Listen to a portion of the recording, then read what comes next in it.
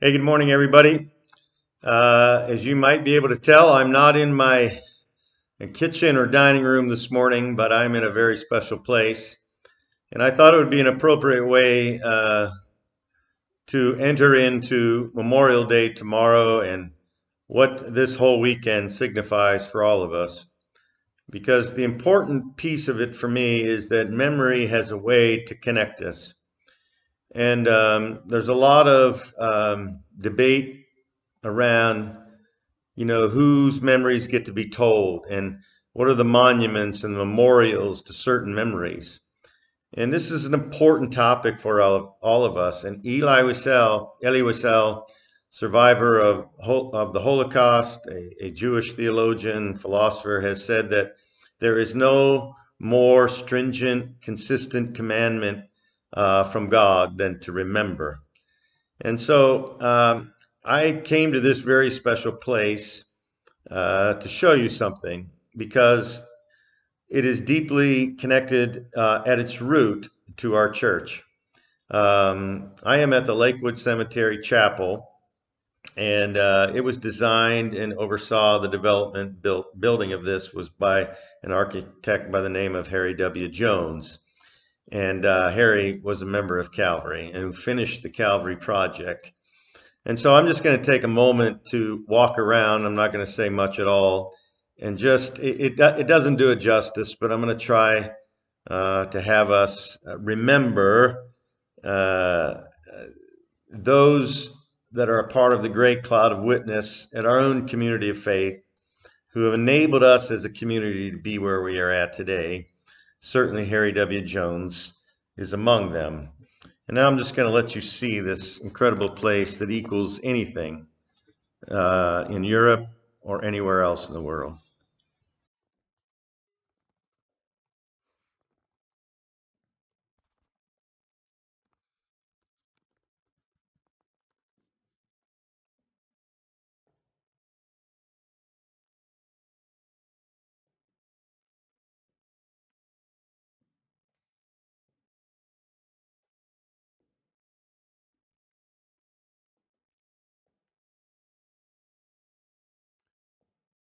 I've been honored to perform weddings in this space, and I've been honored to hold funerals in this sacred space.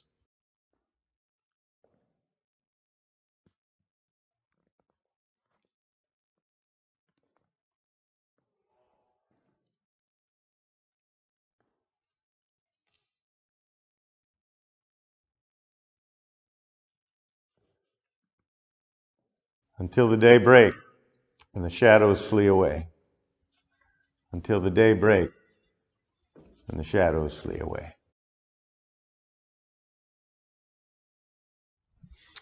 Hey everybody, now I'm in a spot in the cemetery where there is, as you can see behind my right shoulder there, a cannon from the Civil War. And Memorial Day, as we all know, is not necessarily a religious holiday, but it is a national holiday to set aside the importance of remembering the fallen, and especially the fallen so that they might not be forgotten.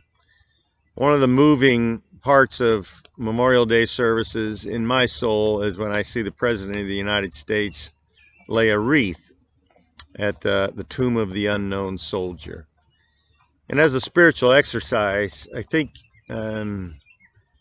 remembering the Wayne Lantons and the Bill Bryces and those within our church and those within your own families who have served a cause greater than themselves. All of you know that I am no fan of war, nor the machinery or the propaganda or the profits of war. I'm not somebody that turns a blind eye to how iconic and idolatrous is the machine, the amount of money that goes into national defense and war. And yet, on the other hand, I think it is right to respect those who have signed up to give their lives to something greater than themselves. I hear a lot of talk these days about heroes, and we defining the frontline medical staff and those that are, we use that terminology, frontline and first responders, and rightfully they are being called heroes. And I've been thinking about that, like what requires or what is the definition of a hero? And maybe it is as simple as somebody who's willing to give their lives for something greater than themselves. And I want to remind all of us who call Minnesota home that at the Battle of Gettysburg, in outside Philadelphia, there in those fields in Pennsylvania, probably a couple hundred miles from where I grew up, is a historic monument to what was called the 1st Minnesota Volunteer Regiment. They lost, I wrote it down on my notes, on one day they lost 82% of their soldiers. And they all were willing to give their lives to something greater than themselves. And I won't get into the historic detail of it, but I encourage you to read about it someday. And I find it interesting that the first monument in Gettysburg dedicated to a infantry regiment was the 1st Minnesota.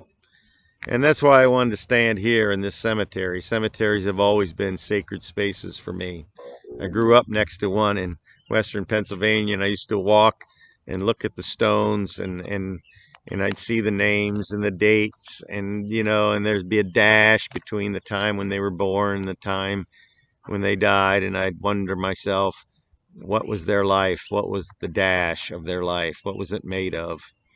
And so these kinds of places are very special to me, and I look around, and this place is like the Garden of Eden to me. It's gorgeous, and I pay it respect and homage.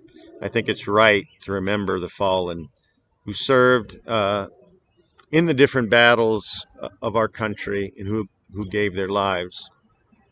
I think it's also really important tomorrow and today, and as often as we can consciously be aware of it, to remember our family and our friends who gave their lives so that we might have life, or that were people in our lives that enhanced our lives, encouraged us in our lives.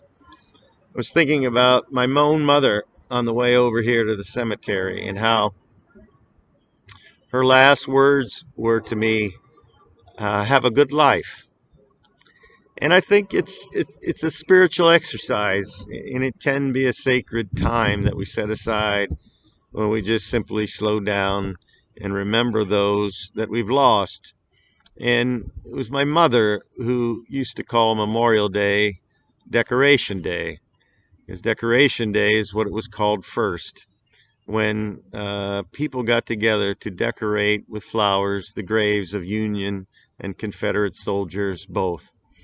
And this was long before it became a 3-day holiday that we call now Memorial Day. But it's right, and it's holy, and it's a good thing to remember our family and friends that have gone on, and to pause and to give them thanks in the midst of our celebrating. I think it's also really important to remember our brothers and sisters in the faith.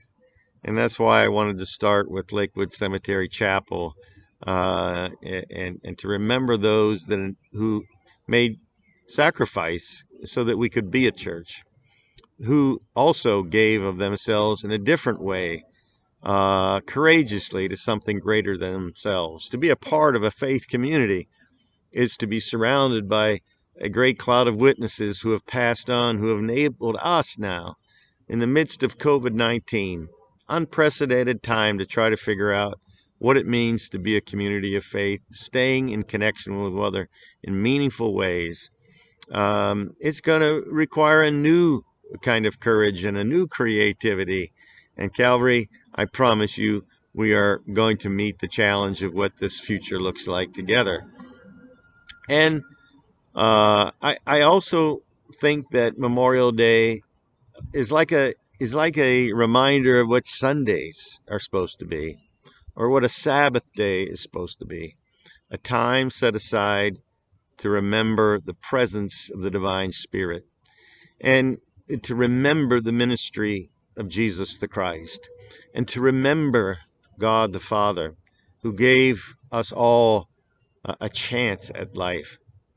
I'd like to read you a passage from 1 Chronicles 16:12. Remember the wonders God has done, the amazing happenings in your life, the judgments pronounced through His Word. You know, I mentioned my mom and her last words to me.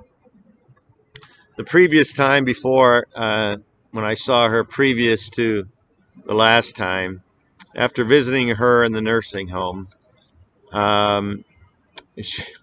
she told my sister, wasn't it nice that the governor came by to see me? So Randy gets a kick out of that, and every once in a while, she'll refer to me as the governor. And the sad reality is though my mother did not have full-blown Alzheimer's, she certainly had a deep level of dementia. And there may be a reminder in that for me that memories, once they're lost, or once they're not honored, or once they're not acknowledged, it's like you have no connection to the past. And so if any of you have family members who have Alzheimer's, I know some of you do, without mentioning names, it is important ministry to continue to be the presence, a loving presence in the life of somebody who can't remember. But you and I can remember. And that remembering can give us an orientation towards the future. And so all people have come through difficult times, and we should be engaged in the conversations about who gets to tell the stories of the past, and what monuments should be lifted and what monuments should be taken down. These are important things because they truly do tell a story, and they truly do connect us. And so on this day, looking at my notes, I think I have said all that I need to say. I hope that tomorrow is a way that you can look back, but also that you can look forward. And that's usually kind of what we do on Memorial Day, right? We look forward to the summer, and we have our plans. And the plans this summer are going to be different. But plan, nonetheless, we all shall be and do. And I remind you that all shall be well. In all manner of things, it truly shall be well, because God, the divine presence, is with and for. God bless you on Memorial Day. Let us acknowledge our debt to those who have come before us and who have enabled us to have the chance at living a good life.